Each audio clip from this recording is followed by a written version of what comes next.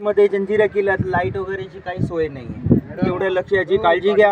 अर्धा पाऊण तासात आपल्याला बाहेर निघायचं आणि हे जे तिकीट आपलं रिटर्नचं आहे, रिटर्नचा तिकीट दिला जातो। येत्या वेळी तुम्ही कोणत्याही बोटीत बसू शकता, पण तिथे बोटीत बसतावेळी त्या बोटवाल्याला तुम्ही विचारून बोटीत चढा, कारण की जंजिरा बघण्यासाठी एक ना इथे 4 गावावरून पर्यटक येतात। आता आपण जिकडनं चाललेत ना, हे गावाला राजपुरी म्हणतात। इकडे दिघी, श्रीवर्धन, हरिहरेश्वर तिकडनं पण पर्यटक येतात आणि बोटी कसे सेम टू सेम असतात। तुम्हाला कसं कळेल? जर तुम्ही चुकीने त्यांच्या बोटीत चढले, तिकडे गेले तर तुम्हाला प्रॉब्लेम होईल। असं नका, राजपुरी बोट विचारायचं, नंतर आपण बोटीत बसायचं। राजपुरी बोट काय म्हणणार? आपल्या तिकीटवर पण स्पष्ट लिहिलेलं आहे, तरी पण आम्ही तुम्हाला सूचना देतो। आपण जे किल्ला बघायला आले जंजिरा किल्ला, हे जंजिरा किल्ला छोटा नाही, 22 एकरमध्ये बांधलेला आहे किल्ला। 22 एकर फिरायला गेले ना, गॅरंटी आपल्याला आतमध्ये 1 दिवस पण नाही पूर्ण, तेवढं तर आपल्याला राहायचं नाही। त्याच्यामध्ये जे महत्त्वाचे पॉईंट आहेत, जे मेन पॉईंट आहेत, तेच बघून आपल्याला बाहेर पडायचं आहे। मेन पॉईंट आतमध्ये बघण्यासारखं काय आहे, हे जंजिरा किल्ल्यात असे 12-13 पॉईंट आहेत। असे तर आम्ही स्वतः हे किल्ल्याचे गाईड आहोत, पण आता आतमध्ये दुरुस्तीचं काम सुरू झालेलं आहे, यामुळे काही दिवसासाठी आतमध्ये गाईड वगैरे बंद आहे।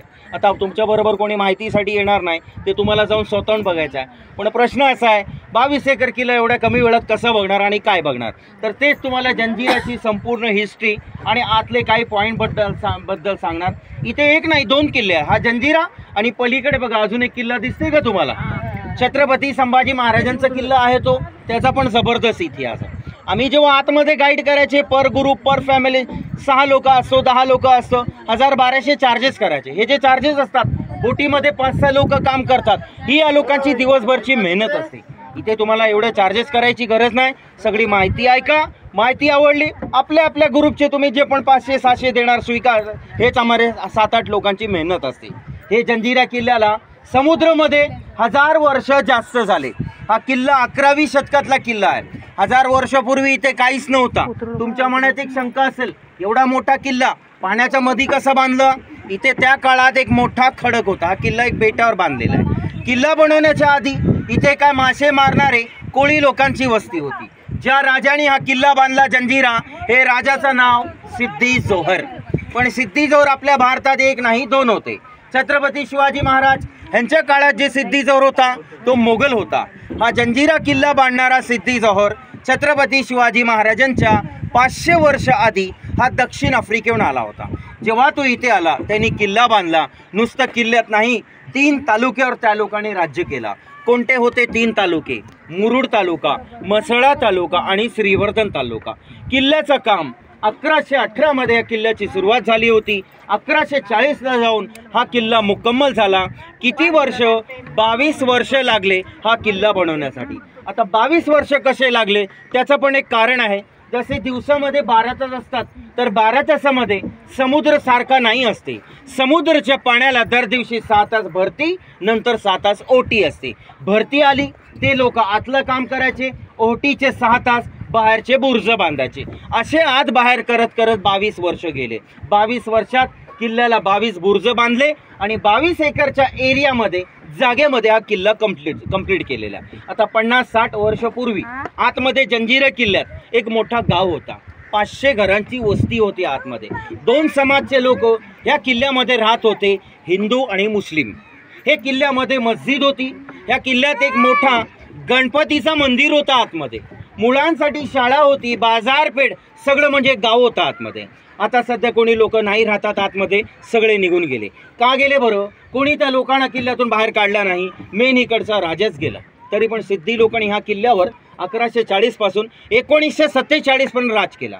47 जेव्हा आपला भारत देश स्वतंत्र झाला, तेव्हा जंजिराचे शेवट राजा होते सिद्दी अहमद, ते स्वतः निघून गेले। राजा गेल्यानंतर आतले लोक काय करणार? सगळं आतला गाव बेरोजगार झाला। बेरोजगारीमुळे लोक नंतर कंटाळून किल्ला सोडून बाहेर आले। शेवट आता 1972 या किल्ल्यामध्ये फक्त 4 घरांची फॅमिली राहत होती। 72ला ते लोक पण बाहेर आले। हे आतमध्ये जे लोक होते गेले कुठे? आज इथले 40% लोक ते मुरुड शहरमध्ये राहतात, हे डोंगराच्या पलीकडे, आणि 60% लोक हा राजपुरी गाव इथे गावात राहतात ते लोक। पण 47च्या आधी हा जंजिरा किल्ला जिंकण्यासाठी बरेच लोकांनी आपला एक जीवतोड प्रयत्न केला। जसे आपले कान्होजी आंग्रे, चिमाजी अप्पा, औरंगजेब, संभाजी महाराज आणि छत्रपती शिवाजी महाराज। आपल्याला माहिती आहे की छत्रपती शिवाजी महाराजांनी बरीच लढाई केली, सगळे किल्ले सगळे गड जिंकले होते, फक्त हाच एक किल्ला असा आहे जे छत्रपती शिवाजी महाराजांना हा किल्ला शेवटपर्यंत जिंकता न आला। नंतर छत्रपती शिवाजी महाराजांनी असाच पाण्यात एक सेम किल्ला बांधलेला आहे आणि तो किल्ला ह्याच्यापेक्षा मोठा आहे। त्या किल्ल्याचं नाव आहे सिंधुदुर्ग, मालवण रत्नागिरीचा किल्ला सिंधुदुर्ग। हा जंजिरा 22 एकर मध्ये आहे, तो 40 एकर मध्ये आहे। जेव्हा इथे सिद्धी कासमचा राजपाट होता त्या काळामध्ये हे इथल्या खाडीमध्ये संभाजी महाराज आले। संभाजी महाराजांनी डायरेक्ट किल्ल्यावर हल्ला नाही केला, ते आणि त्यांचे सैनिक 8-10 रात्रपर्यंत इथून तिथपर्यंत आतमध्ये पोहोचण्यासाठी काय केला, हे इथे मध्ये खाडीमध्ये समुद्रामध्ये मोठे मोठे दगड टाकले, ज्याला आपण सेतू म्हणतात ना, सेतू टाकला होता संभाजी महाराजांनी। पण पुढे समुद्र खोल असल्यामुळे त्यांना ते सेतूचं काम अर्धा सोडावे लागला, तरी पण संभाजी महाराज हिम्मत नाही हारले। हे जंजिरा किल्ल्यावर 8 किलोमीटर लांब पलीकडे असाच बेट होता, त्या बेटावर जाऊन तो किल्ला बांधला। तो किल्ला कंप्लीट व्हायला आला, पण अचानक रायगडवर औरंगजेबने हल्ला केला। आता रायगड म्हणजे छत्रपती शिवाजी महाराजांची राजधानी आहे। रायगडची रक्षा करण्यासाठी संभाजी महाराज आपली पूर्ण सेना घेऊन रायगडला गेले, नंतर परत नाही आले। म्हणजे तो जे किल्ला आहे जे आपल्याला दिसते कधी पूर्ण नाही झाला, अर्धाच राहिला तो किल्ला। बरं, त्या किल्ल्याचं नाव काय? त्या किल्ल्याला म्हणतात पद्मदुर्ग। पद्मदुर्ग त्या काळात जर हे जंजिरा किल्ल्यावर चारी बाजूनी जर मारा झाला, हल्ला झाला, तर हे राजा कुठे जाणार, प्रजा काय करणार, कसं आपला जीव वाचवणार, यासाठी पण हे सिद्धी लोकांनी काय केला। आता आपण तिकडनं इकडे समुद्र क्रॉस करून आले, इथे पुढे गेल्यानंतर मध्ये पाण्याची खोली किती असेल, आता बांबू इथे लागते, मध्ये नाही लागणार, कारण की 40-45 फूट आहे।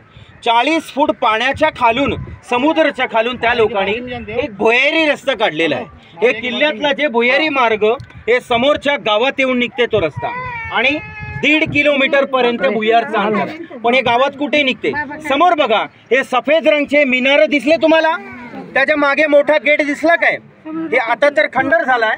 पूर्वी ज्या सिद्धी लोकांनी किल्ला बांधला होता, या लोकांचा त्या काळात इथे एक मोठा महाल होता, ह्याला म्हणायचे हाती महाल। हे महाल मध्ये तो रस्ता निघते, पण आता तुम्ही भुयारच्या आत नाही जाऊ शकणार, कारण 1958 नंतर त्याला गव्हर्नमेंटने बंद केलेला आहे। हा जंजिरा किल्ला, या किल्ल्याचे 3 खासियत आहे। पहिली खासियत, आता तुम्ही तिकडे उतरले, जिथपर्यंत चालत 20-25 फूट जवळ नाही जाणार तोपर्यंत तुम्हाला दरवाजा नाही दिसणार। हे किल्ल्याचं गेट लांबून कळत नाही, दिसत नाही।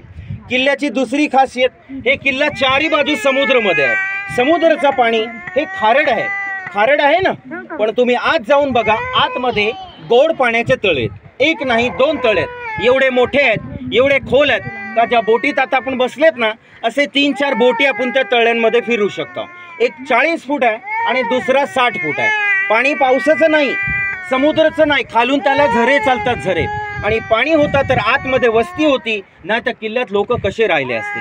किल्ल्याची तिसरी खासियत, समुद्रामध्ये लाटा होतात, एवढ्या जोरात किल्ल्याच्या भिंतला आपटतात, लाटा आपटून आपटून किल्ल्याचे दगड शिजून गेले, पण त्याचा जे जॉईंट आहे तो तसंच राहिलाय। ते जॉईंट मध्ये काय वापरलं, सिमेंट नव्हतं त्या काळात, ह्याच्यामध्ये 4 वस्तू आहेत, ह्याच्यामध्ये चुना आहे, नंतर समुद्राची वाळू आहे, तिसरा आपला गुळ असते ना, गुळ, ह्याच्यामध्ये गुळ आहे, आणि चौथा सर्वात मजबूत आहे, ज्याला म्हणतात शिस।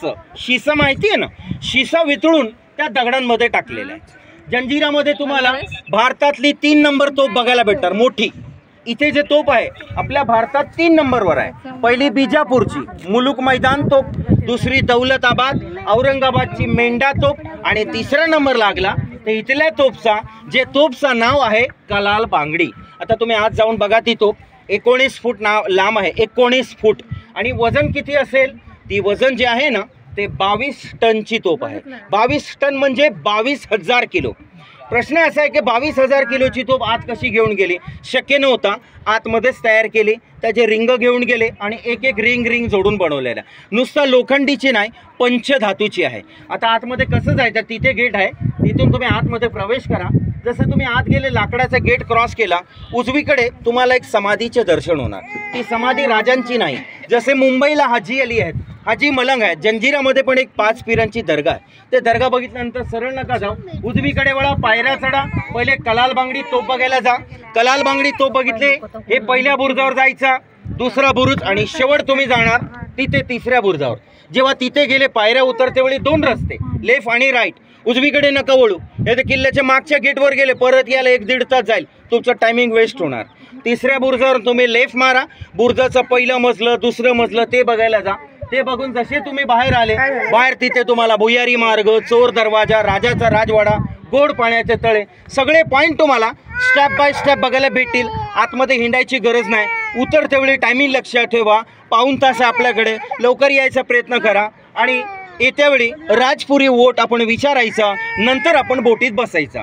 हे होता पूर्ण जंजिऱ्याचा इतिहास, जे तुमच्यासमोर सगळं सादर केला. माहिती आवडली आपल्या ग्रुपचे देऊन टाका. हे 7-8 लोकांची मेहनत असतं आणि हेच आशावर आम्ही लोक इथे काम करतात. थँक्यू, धन्यवाद.